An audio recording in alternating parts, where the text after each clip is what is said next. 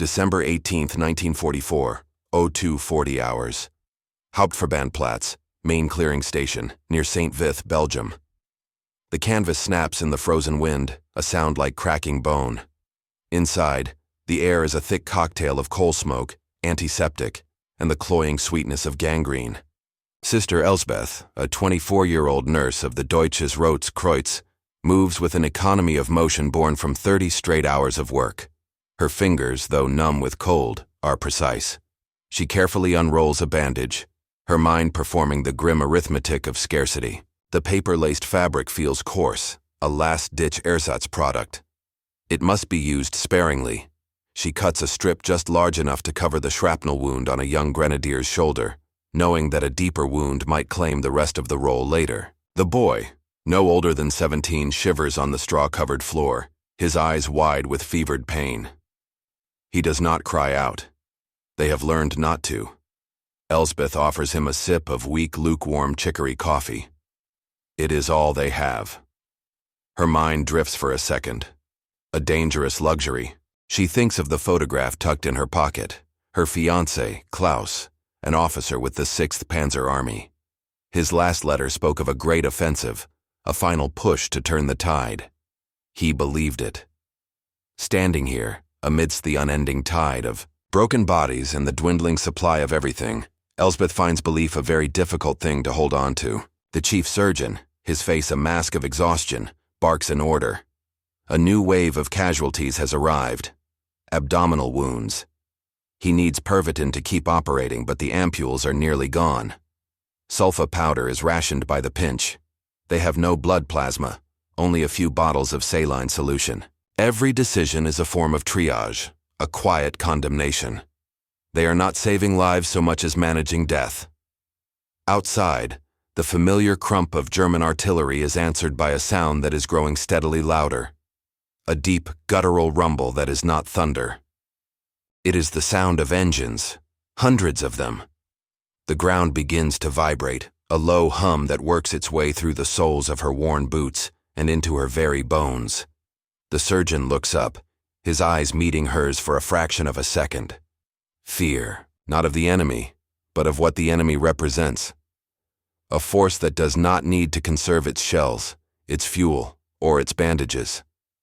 A force that is coming, not with the desperation of a final gamble, but with the crushing certainty of an avalanche. By late 1944, the Second World War on the Western Front had become a brutal contest of industrial attrition.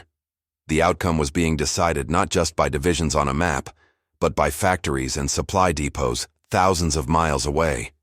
The material disparity between the Wehrmacht and the Allied forces, particularly the United States, was staggering. And nowhere was this chasm more evident than in their respective medical corps. The German Sanitätsdienst was a system born of experience and honed by necessity. It was efficient, hierarchical, and tragically under-resourced. The evacuation chain was logical, from the frontline medic, sanitator, to the battalion aid station, Truppenverbandplatz, then to the main clearing station, Hauptverbandplatz, and finally to rear area field hospitals, Feldlazarett. This system was designed to stabilize and evacuate casualties as quickly as possible. However, it was being systematically strangled. Allied strategic bombing had crippled German industrial production of pharmaceuticals, precision medical tools, and even basic materials like cotton and rubber. The transportation network was in shambles. Every rail line and bridge was a target. Consequently, German medical units were forced into a state of perpetual improvisation. They relied on captured Allied stockpiles from 1940, recycled bandages that were washed and re-sterilized under questionable conditions, and ersatz materials that often did more harm than good. Drugs like the new miracle antibiotic, Penicillin, were practically non-existent, reserved for the highest-ranking officials. The German war machine was bleeding out, and its doctors had little more than skill and dwindling supplies to stem the flow. In stark contrast, the U.S. Army Medical Corps was the beneficiary of the greatest industrial mobilization in human history. It was a projection of American power in its purest form. The logistical chain was a marvel of organization, beginning with the individual soldier's M1924 first aid pouch and extending back across the Atlantic. From the front, Casualties moved through battalion and regimental aid stations to collecting and clearing companies. The heart of the system, however, was the mobile hospital network, surgical hospitals, field hospitals, and the massive 400-bed evacuation hospitals set up just miles behind the lines. This entire edifice was sustained by a logistical pipeline of unprecedented scale. The Red Ball Express and other supply routes funneled a torrent of material to the front. For the medical corps, this meant a near-inexhaustible river of supplies. By 1944, American factories were producing over 650 billion units of penicillin a month. Every month, millions of units of blood plasma, preserved as dried powder in sterile kits, were shipped to Europe. There were mountains of sulfa powder, morphine syrettes, sterile bandages, surgical instruments, tents, blankets, and generators. This was not just a medical service. It was a mobile extension of America's industrial heartland. While a German surgeon might be forced to operate by candlelight, his American counterpart worked under powerful electric lights, with a steady supply of anesthesia and a clean set of instruments for every patient. This was the strategic reality, a war of scarcity versus a war of abundance. The days before her capture bled into one another for Sister Elsbeth, a seamless gray tapestry of cold, exhaustion, and the metallic smell of blood. Morning was not marked by the sun, which rarely penetrated the dense canopy of the Ardennes, but by the fresh wave of casualties arriving from the night's fighting. They came on stretchers, on the backs of their comrades, or stumbling in alone, their faces pale with shock and frostbite. Her work was a constant battle against entropy. Every resource was finite and precious. A single roll of cotton gauze was a treasure. She would unroll it, cut precisely what was needed, and carefully re-roll the remainder, tucking it away. When the surgeon called for sutures, she would hand him the needle, her mind already calculating how many more they had. Needles were resharpened until they became dull hooks. Instruments were sterilized in boiling water over a sputtering fire, a process that felt more like a ritual than a guarantee of hygiene. The concept of disposable did not exist.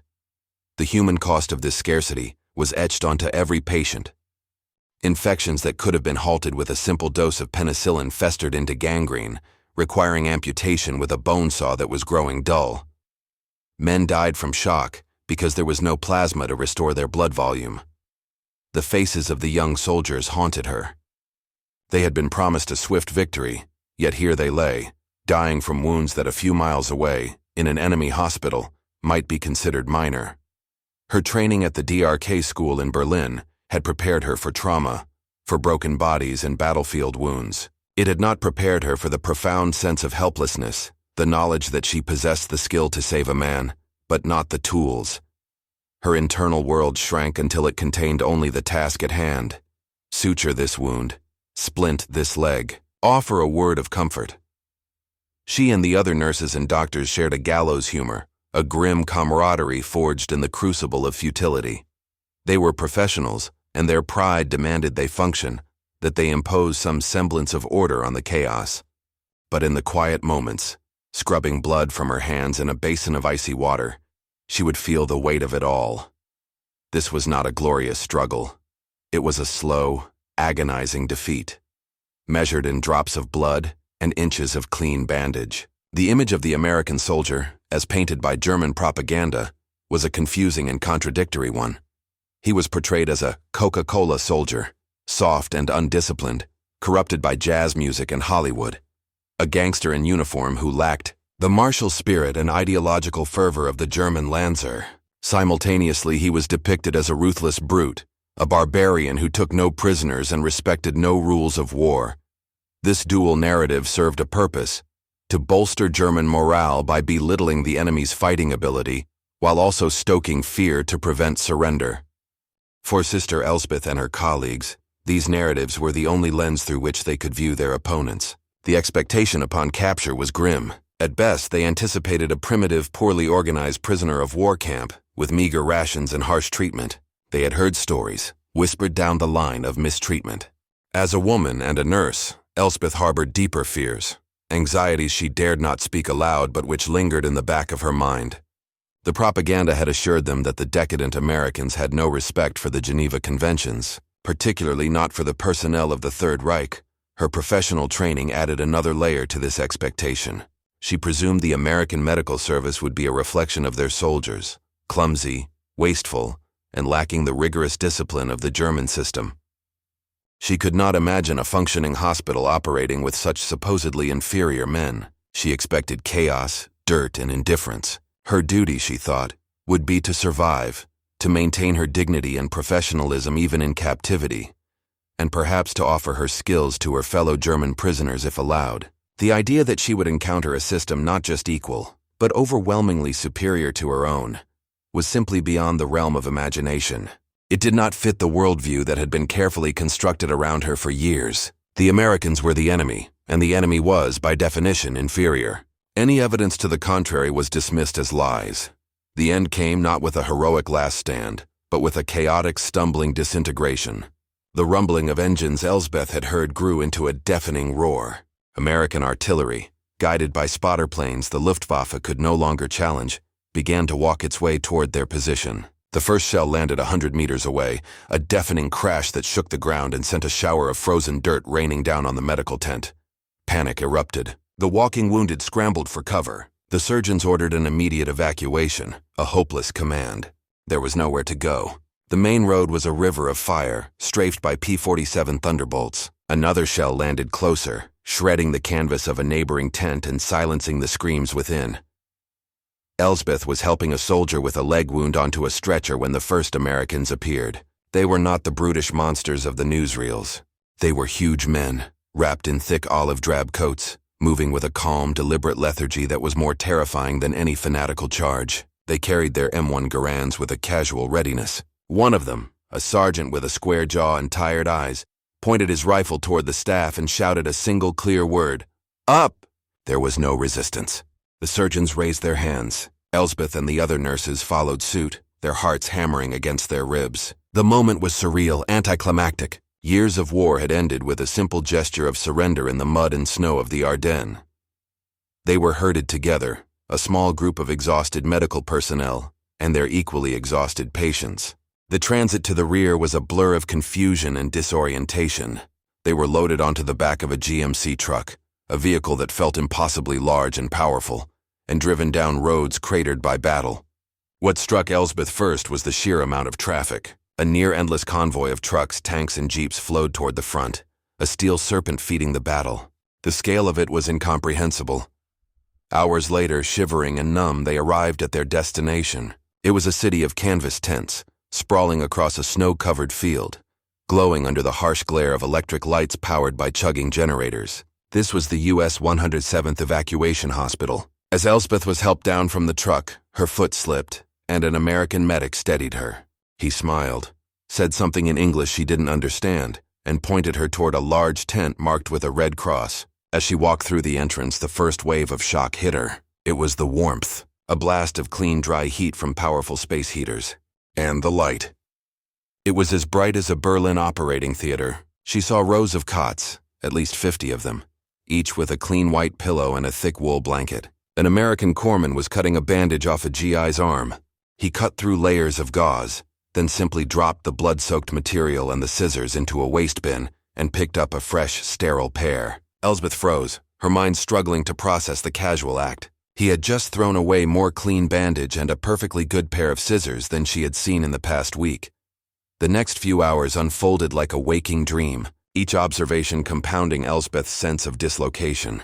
She and the other German medical staff were processed not as prisoners of war to be interrogated, but as fellow medical professionals. An American major, a doctor who spoke fluent German, explained that they were to be held here, and their skills might be requested to assist with the overwhelming number of German casualties their hospital was now treating. They were given a meal. It consisted of hot beef stew with white bread, real coffee with sugar and milk, and a bar of Hershey's chocolate. It was more satisfying than any meal she'd had in a year, but it was the tour of the facility that shattered her reality.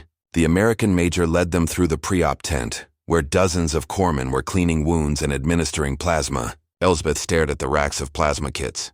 Boxes upon boxes of them, stacked to the canvas ceiling. Each kit contained a bottle of distilled water and a bottle of dried human plasma, ready to be reconstituted in seconds. A life-saving resource so precious in the Wehrmacht that its use was debated for every single patient, was here used as a routine preparatory procedure.